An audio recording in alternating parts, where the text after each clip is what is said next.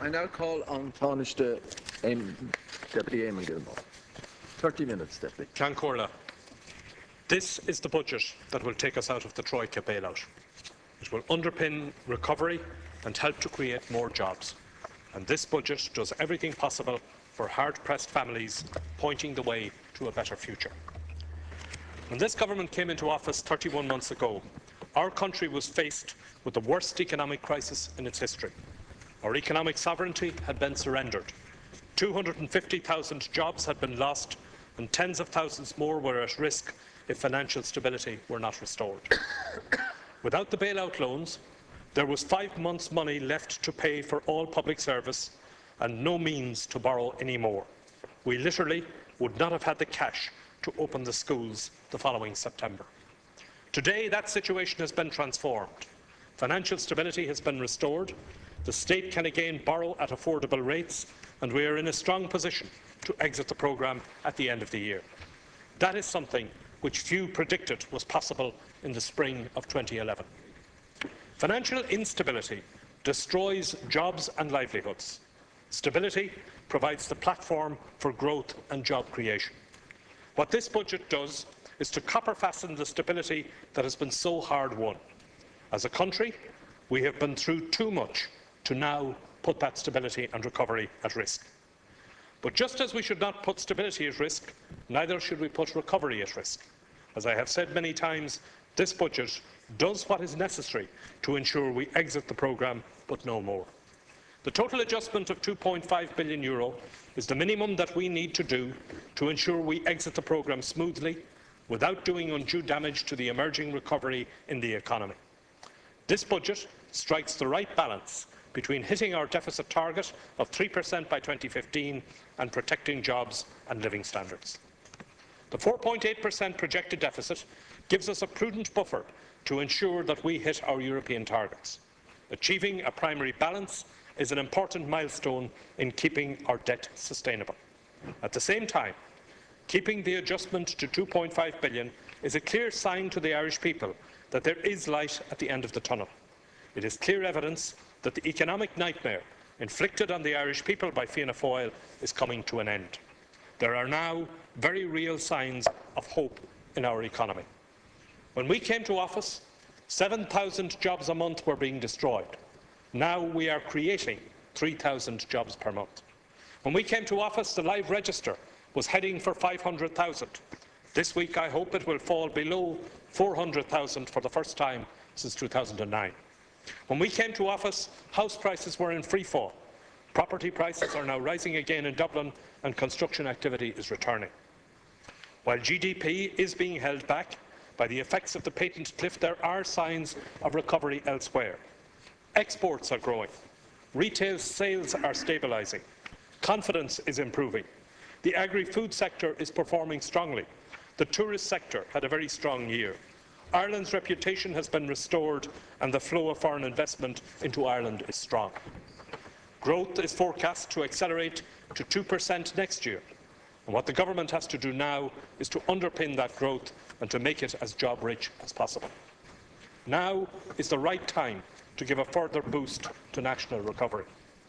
We all know that the construction industry will not return to the levels of the bubble period, nor should it.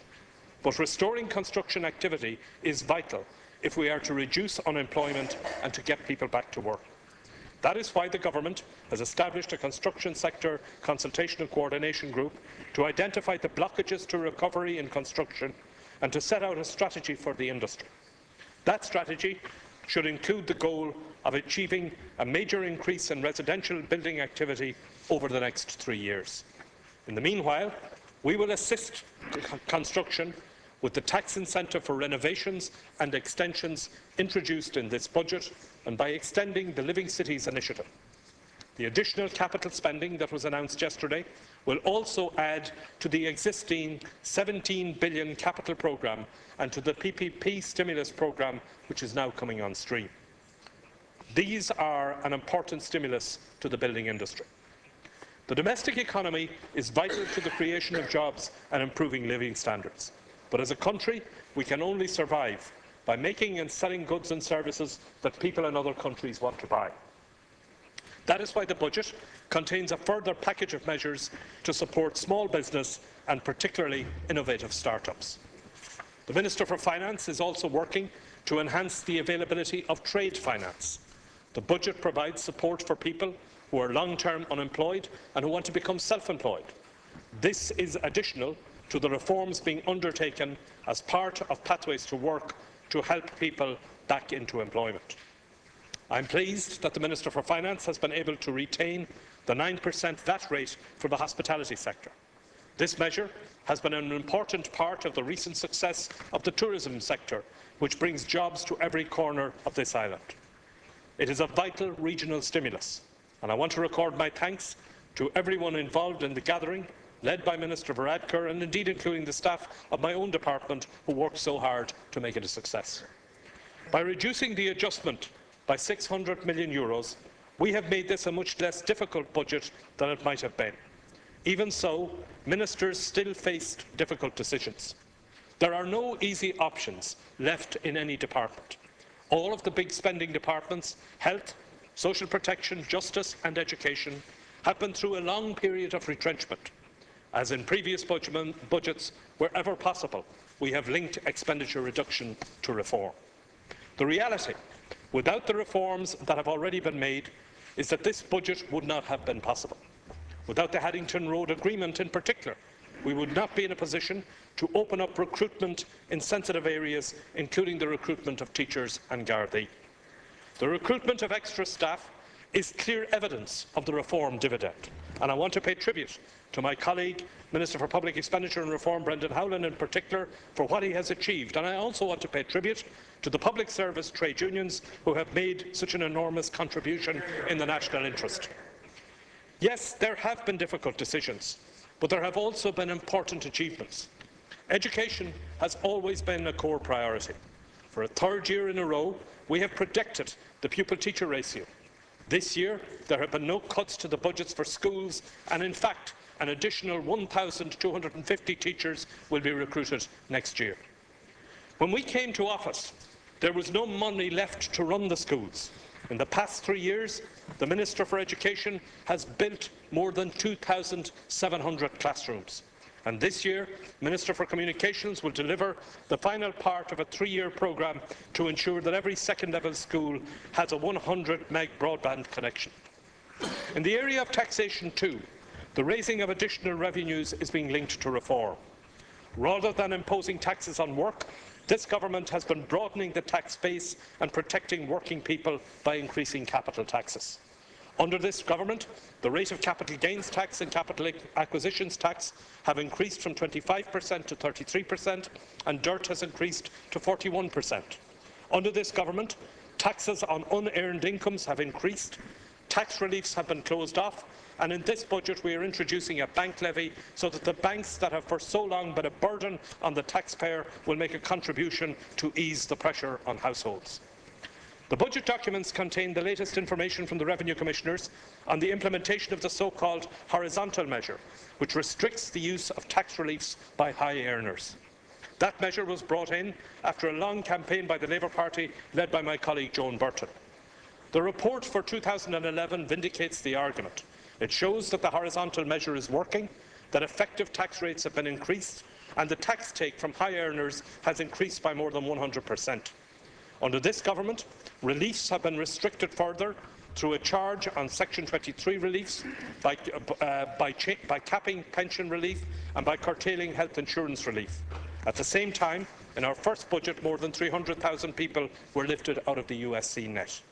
As a result, Ireland now has one of the most progressive tax systems in the developed world, with the top 1% of earners now paying 19% of all income tax, and the top 5% paying 41% of all income tax, and those on the lowest incomes paying little or no tax at all. I have to say, Ceann Comhairle, that there has to be some limit on the hypocrisy that we can listen to in this House. We were treated to a pious lecture from Fianna Fáil on the need to protect the vulnerable. Yet it was Fianna Fáil that cut headline social welfare rates 3 times. This government has protected core social welfare rates in all of our budgets. It was Fianna Fáil that imposed unilateral wage cuts on public servants this government negotiated an agreement with the public service trade unions, and Fianna Fáil would have required an additional €1.5 billion cuts in social welfare over the past 3 years under their 4-year plan. The budget that we are introducing today requires €600 million less in cuts and taxes because this government renegotiated the rate of interest on the programme loans, something that Fianna Fáil said couldn't be done. Fianna Fáil just want people to forget the past. They want people to ignore the reality that the last 6 years were brought down on the heads of the Irish people by their cosy cartel of bankers, property developers and political insiders. They talk here about job creation when they destroyed hundreds of thousands of jobs and did nothing to help those coming onto the dole queues. This government has never made any attempt to count Comhairle, to hide from the Irish people the scale of our problems, nor have we ever been in any doubt that the stability that we have achieved has required measures which would have been difficult for many families. No one in this government has ever wanted to make false claims about how difficult ahead the road might be. But now at last we can dare to hope. The economy is recovering, growth is returning and the live register is falling and the prospects for the international economy are brighter.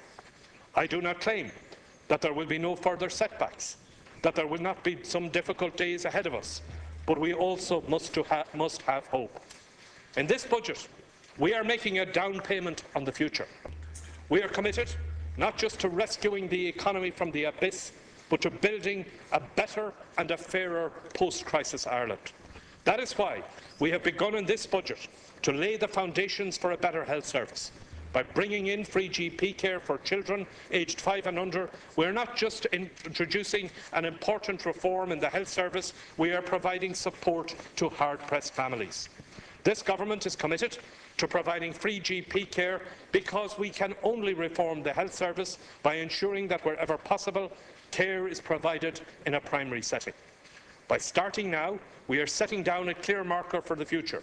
We are determined to achieve far-reaching reform of the health service, led by Minister James Riley, with Ministers of State Alex White and Kathleen Lynch. Yes, there will be people who will oppose this measure and who will quibble about it and complain about it, and there will be interest groups who feel discomfited by it and will try to undermine it. But this measure is not just good healthcare policy. It is an important statement about the kind of Ireland that we should want to build. I do not believe that any parent of a child living in the 21st century Ireland should have to worry about the cost of bringing their child to a doctor.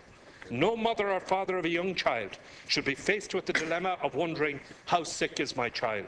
And if they pay the €50 to the doctor, what will they have to go without by the end of the week? That is something that should not happen in a civilised society. This government, despite these hard times, is building a new National Children's Hospital, but no child should end up in that hospital because their parents couldn't afford them to take them to the doctor in the first place. In the same way, parents should not have to worry about how to find the money to pay for school books. We have always believed that literacy is a right. Literacy and numeracy are the fundamental foundations of learning and freedom, which is why it is right to support families to meet the costs of education. There are other important social initiatives in this budget. We have provided the resources to restart construction of social housing.